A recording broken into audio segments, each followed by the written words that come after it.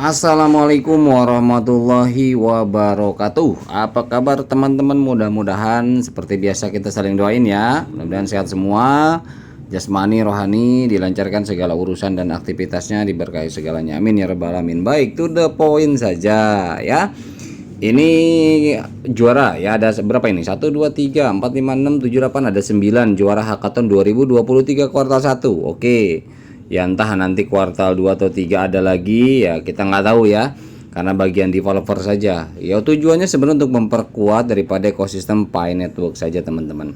Nah tapi itu tidak menghambat target dan rencana Pi Core Team untuk open mainnet, dan itu mudah-mudahan segera teman-teman ya. Nah di sini kita memang ada teman-teman yang nanyain, Bang, coba aplikasi mana aja yang sudah jalan, bagaimana fungsinya, untuk apa, manfaatnya, dan bagaimana segala macam lah, banyak pertanyaan. Ya nanti saya informasiin satu-satu, walaupun tidak detail, tetapi intinya saja, karena kalau dirinciin kan makan waktu juga ya. Tapi inti-intinya saja yang penting tahu. Tetapi sebelum kita bahas aplikasi-aplikasi ini, kemarin sempat juga ya saya coba informasiin ini untuk apa, ini untuk apa, hanya sebatas fungsionalnya saja. Oke, tapi sebelum kita bahas ini, kita coba yang lain dulu. Biasa mampir ke sebelah kanan dulu ya, sebelah kanan kiri dulu. Nah ini informasi dari Pinews ya. Ini masuk berita global, Indonesia sedang mengadakan pertemuan pertukaran perintis Pi katanya. Apakah Anda tahu apa yang mereka bicarakan dalam pertemuan tersebut? Wah ini Pinews nih kepo nih. Ini di apa, plat R ya kalau kita lihat di sini. Nah ini teman-teman bisa Pi Network Pioneers Pi Plat R Community. Plat R ini kalau nggak salah apa, Jawa Tengah ya. Nah, ini Jawa Tengah, jadi sedang ada pertemuan di sana, dan di sini memang terlihat ada kendaraan roda 4 ya. Nah, ini ada 2 buah mobil, ini dipajang di sana dan mereka sudah siap, artinya mempersiapkan lah ya. Ini pertemuan-pertemuan adalah biasanya dari grup ya, yang mau bergabung di grup. Mungkin Bogor ya Bogor ya, Depok ya Depok, Sukabumi ya Sukabumi, Jawa Tengah ya Jawa Tengah, Jakarta ya, seperti itulah kira-kira. Dan itu memang nggak masalah sih, kalau emang mau pada kumpul ya nggak masalah juga. Kalau yang mau main solo-soloan kayak saya diem-diem baik ya nggak masalah juga, why not? Gitu ya. Oke, ini hanya informasi saja bahwa pergerakan demi pergerakan, persiapan demi persiapan di Indonesia pun tidak kalah kok ya. Jadi walaupun memang tidak se-booming China ya, tidak se-booming Korea. Di sana memang banyak sekali vendor yang sudah menjadi vendor, dan bahkan toko offline pun ya, untuk di Korea kemarin 225 toko offline siap menerima, bukan siap lagi, memang sudah menerima pembayaran melalui CoinPi. Kemudian di Cina itu 1000 berapa kemarin, 1024 ya, 1024 toko offline juga ya, banyak lah. Artinya setiap negara juga ada pergerakan ya. Namun bukan berarti setiap saat harus ya bisa-bisa kita aja lah cari informasi sebetulnya ya. Jadi artinya kita tidak menunggu disuapin saja, tetapi untuk informasi di luaran sana ya kita cari. Kita butuh informasi dari negara mana ya, cari saja informasi ya. Oke, kita lanjut. Nah ini ada pertanyaan dari rekan kita di Telegram saya, sebetulnya ini cuman namanya saya potong ya. Bang, maaf ganggu lagi. Kalau member Pi nggak KYC, apa koin bonus dari KYC mereka nggak bisa dipakai bang? Karena tertera terverifikasi kalau member sudah KYC. Ya ampun bang, kalau bener begitu bikin lemes asli deh. Karena banyak koin yang kategori itu daripada yang udah masuk ke wallet. Kalau bener begitu, yang nggak punya member yang nggak kepake sama sekali dong bang koinnya, karena nggak bisa masuk wallet. Ya Allah kasihan banget. Nah ini salah pemahaman ya, kurang tepat lah, bukan salah ya, kurang tepat pemahaman. Jadi gini ya, kepada rekan kita yang bertanya, saya japriannya memang nggak bales, tapi saya coba sekalian bahas karena memang ini pertanyaan dan banyak juga disampaikan sama rekan lain dan penting untuk kita pahami bersama. Artinya saya juga mempelajari ya teman-teman. Kalau misalkan memang ada yang kurang tepat ya silahkan dikoreksi. Jadi untuk member kita misalkan gini, contoh kita rekrut 10 orang ya, pernah saya bahas juga di video sebelumnya, tetapi nggak apa-apa saya ulang. 5 terverifikasi KYC, 5 tidak. Artinya harusnya kita dapat reward koin itu dari 10 orang ya. Nah masuk ke wallet kita. Namun karena yang 5 tidak terkewa belum terkewasi, artinya ketika ada migrasi koin yang masuk yang 5 itu. Tetapi dari awal juga memang migrasi pertama itu kalau untuk ininya belum ya. Kalau untuk reward daripada member kita atau referral kita belum ya nanti, tapi informasinya bahwa untuk yang belum terkewasi rewardnya itu tertahan sampai dia terkewasi dulu gitu. Kalau misalkan kita terkewasi, yang 5 referral kita terkewasi, ya kita baru dapat rewardnya dari yang 5 terkewasi itu. Walaupun memang tercatat di sistem atau di aplikasi 10 itu masuk sekian misalkan rewardnya, tetapi yang real nanti ikut termigrasi ke wallet kita itu yang terkewasi yang 5 tadi, termasuk kita kalau sudah terkewasi. Nah kalau misalkan kitanya belum terkewasi, sementara yang anggaplah referral yang 10 terkewasi yang didistribusi, misalkan ada jadwal distribusi yang masuk ya referral kita yang 10, kita belum. Reward kita tertahan, hasil mining juga kita juga tertahan. Nah makanya yang pertama yang harus kita lakukan dari sisi kitanya, sekali lagi nih saya ulang terus nih ya, menekankan bahwa coba untuk pengaturannya dicek lagi walletnya benar atau tidak antara di aplikasi dengan di dompet, P-browser, kemudian sudah tidak ada masalah, sudah rapi semua, tinggal nunggu. Kalaupun memang sudah menyerahkan data tapi untuk statusnya belum, misalkan masih pending. Nah kalau pending ya nggak apa-apa, berarti kita memang masih tunggu dari core team kalau seperti itu ya, karena memang itu kita sudah ngajuin, artinya kita menunggu ya. Kemudian kalau misalkan memang referral kita yang belum terkewasi, kita sudah migrasi nih yang 5, kita rewardnya memang belum ada dijadwalkan dari core team. Nah yang 5 referral yang tidak KYC itu ya belum, artinya begitu, belum. Mau itu ada referral ataupun solo, kuncinya adalah KYC baru bisa migrasi. Itu pun migrasinya bukan berarti setelah KYC langsung masuk koin, koinnya misalkan masuk, tidak. Di sini sekarang beda. Kalau yang pertama memang seperti itu, setelah KYC lolos baru ada migrasi koin terjadwalkan. Tapi kalau untuk yang kedua kemarin teman-teman sudah lolos pun koinnya belum dimigrasikan. Nah itu ada beda yang kedua nih ya, itu yang perlu dipahami teman-teman. Jadi nggak ada member P nggak KYC, bonusnya dari KYC mereka nggak kepake, nggak begitu ya. Kalau memang mereka ter-KYC ya kita dapat. Kalau memang mereka belum ter-KYC itu bukan nggak dapat tapi belum gitu loh ya. Oke, saya rasa jelas nih ya yang Mbak siapa saya lupa. Oke, kemudian selanjutnya teman-teman ini ada beberapa pertanyaan yang mungkin menggelitik ya bagi teman-teman. Kita coba kembali ke awal aja sampai di sini dulu. Nah, jadi pertanyaannya adalah mengapa Pi Network lebih membidik startup dibanding giant company atau perusahaan giant? Kenapa yo?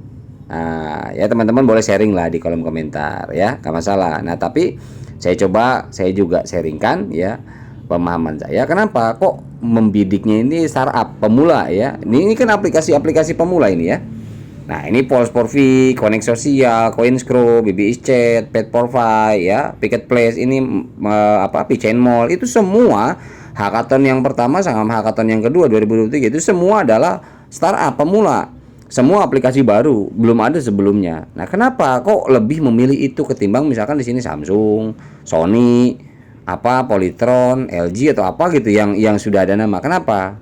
Nah, ini kan jadi bahan untuk pemahaman kita juga, dan itu perlu saya pikir karena lebih-lebih ini adalah jangka panjang, kita harus paham kenapa kok begitu ya. Karena gini, kalau yang menyangkut dengan visi misi Pi Network ini lebih kepada berusaha untuk menciptakan sebuah revolusi baru, ya jelas langkahnya memang pendekatannya harus metodenya seperti itu, aplikasi-aplikasi baru ya, sistem baru, dan di sini pembayarannya pun baru, tidak menggunakan fiat, tidak menggunakan koin lain, tapi koin ciptaan sendiri. Jadi bikin warung sendiri, bikin duit sendiri, bikin komunitas sendiri, begitu ya. Jadi kalau melibatkan yang lain belum tentu juga Picoin diterima kalau memang perusahaan sudah besar, karena belum terbukti jalan kan begitu. Nah kalau ini kita nyiapkan, warungnya disiapkan, uangnya disiapkan, orangnya juga disiapkan gitu, intinya seperti itu ya. Nah kemudian kalau untuk perusahaan besar giant company itu biasanya memiliki regulasi sendiri. Ya, regulasi sendiri, mereka nggak gampang tunduk pada aturan baru karena mereka sudah punya aturan baku yang sudah lama mereka gunakan. Ini yang nanti akan ribet. Jatuhnya Pi Network harus menyesuaikan dengan aturan yang sudah lama mereka gunakan. Nah, ini akan menghambat proses percepatan daripada proyek ini juga. Karena biasanya kalau perusahaan-perusahaan besar dia sudah punya SOP sendiri, sementara Pi Network menciptakan SOP sendiri. Ya, artinya punya white paper sendiri, patokannya adalah white paper itu sendiri. Apakah perusahaan besar mau mengikuti apa yang sudah tertera di white papernya Pi Network dengan roadmapnya? Belum tentu juga. Ya, seperti itu, kecuali mereka menawarkan diri, sudah memahami dan mau masuk ke jaringan Pi Network, itu monggo, nggak masalah. Gitu ya. Jadi kalau misalkan memang kenapa kok baru semua ya? Sebetulnya justru ini pendekatan yang bagus dan tepat gitu. Tujuannya apa? Kan mencoba merevolusi ya, seperti Cheng Daofan bilang. Karena kedua orang ini, Cheng Daofan dengan Nicholas ini adalah memang dua ahli teknologi yang kebetulan bisa disatukan atas dasar awalnya memang berbeda, blockchain dan komputer. Artinya komputernya komputer sosial. Kalau untuk Cheng Daofan ya, ahli komputer sosial, penggabungan antara manusia dengan komputer. Nah, itu luar biasa. Dengan digabungkan dengan blockchain, ini akan hasilnya luar biasa. Makanya ini seakan-akan macam kayak dunia baru lah ya, toko-toko baru, orang-orang baru gitu, duitnya juga baru kan gitu. Nah, simpelnya begitulah ibarat katanya gitu ya, gitu. Jadi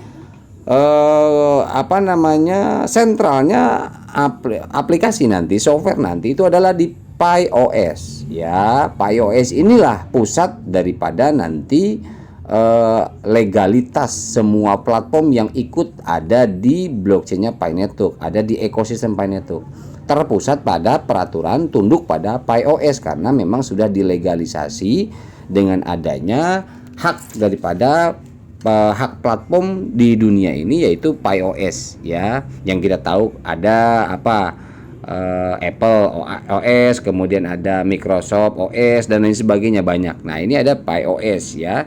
Dan itu semua mengait kepada aplikasi-aplikasi baru. Aplikasi baru yang tunduk ke situ. Dan walaupun tujuannya ini terdesentralisasi, berarti nanti kalau terdesentralisasi, Nicholas kan lepas nih dari semua, apa untungnya dia ke depannya? Oh, ini justru ini PiOS ini. Ya, walaupun terdesentralisasi, tetapi setupnya sudah mampu memberikan passive income kepada developer, kepada founder. Ini luar biasanya, ngeri ya. Ya itulah, kalau orang cerdas bikin project nggak tanggung. Oke, kita lanjut ya teman-teman ya. Informasi selanjutnya, Pi Consensus Algorithm. Ini algoritma konsensus dibangun di atas SCP. Nah, ini SCP teman-teman, video saya khusus membahas Stellar Consensus Protocol yang di bawah naungan FBA, Federated Byzantium Agreement. Ini sudah ada ya, sudah saya bahas sebelumnya. SCP telah terbukti secara formal dan saat ini sedang diimplementasikan di jaringan Stellar ya. Jadi ada SCP ini hanya dua, Stellar dengan apa ya? Kemarin ada koin apa gitu, lupa saya. Yang terutama terdiri dari perusahaan dan institusi seperti IBM sebagai node, Pi perancang untuk memungkinkan perangkat pribadi berkontribusi dan diberi penghargaan pada tingkat protokol termasuk ponsel, laptop dan komputer. Nah, ada saya mendengarkan salah satu YouTuber, protokol ini katanya untuk mempercepat proses penambangan dan sebagainya. Tidak, tapi protokol ini lebih kepada, kalau hemat saya protokol ini lebih kepada keamanan daripada transaksi itu sendiri ya, keamanan transaksi para penggunanya, itu yang terpenting. Stellar Consensus Protocol ini adalah satu ketentuan daripada value nanti ya, mampu menentukan value, kemudian mampu memberikan satu keamanan pada jaringan transaksi Pi blockchain nantinya. Nah, itu yang saya pelajari dan saya pahami. Jadi Stellar Consensus Protocol ini nanti mampu memberikan tingkat keamanan yang tinggi dan memang tidak semua bisa bisa ini ya. SCP kalau teman-teman ada di video saya silahkan dicermati, ini panjang juga dibahas SCP ya. Ini luar biasa bagus. Berhubungan dengan sejarah juga. Federal Byzantium Agreement itu teman-teman kalau search di Google silahkan, itu ada sejarahnya kok. Luar biasa ya. Makanya orang-orang cerdas ya, mereka bisa memanfaatkan bahkan berhubungan dengan momentum zaman ya. Oke, kita lanjut aja lah ya. Kita lanjut, P-Network menerapkan pembaruan perangkat lunak KYC untuk komunitas Cina. Nah, ini untuk komunitas Cina memang ada verifikasi baru seperti ini di layar berandanya, KYC Chinese Community, dia tombolnya cuman validate. Nah, ini karena untuk apa? Ini dilakukan oleh core team untuk mempercepat teman-teman, untuk mempercepat KYC di negara China. Ini khusus kalau untuk di sana. Jadi mungkin secara software, secara program atau aplikasi memang sama ya, memang sama artinya. Tetapi karena di sini sudah ada PyOS, nah ini developer bisa saja mereka mengkhususkan menembakkan, artinya diluncurkannya hanya untuk negara Cina, aplikasi yang berbeda. Maksudnya aplikasi berbeda itu tampilannya, karena kalau untuk di kita kan tidak seperti ini ya. Nah, bukan ya. Adalah. Di sini ada dua ya tombol ya. Gitu. Jadi ini dipercepat di sana. Mudah-mudahan kita doakan saja, nggak masalah. Lebih cepat lebih bagus karena kita butuh percepatan KYC dan utilitas sudah ready semua. Jika memang nanti disoundingkan oleh core team, aplikasi platform harus sudah siap tanggal sekian, bulan sekian ya, mereka pasti mengikuti lah kalau memang sudah di ini. Tapi sekarang kita fokus di KYC ya, kita doakan saja mudah-mudahan ya. Dan ini tampilan kita PChat ya. Jadi di aplikasi mining ataupun di P-Browser untuk chatnya itu tampilannya jadi baru, dan ya tidak ada terlalu perubahan yang signifikan, hanya eye catching aja dapat ya, enak dilihat. Kemudian ada fungsi baru seperti kayak suara, getar dan lain sebagainya. Itu penampatan robot juga ada ya, otomatis. Jadi ya lebih enak sih. Coba aja dibuka lah ya. Coba aja dibuka.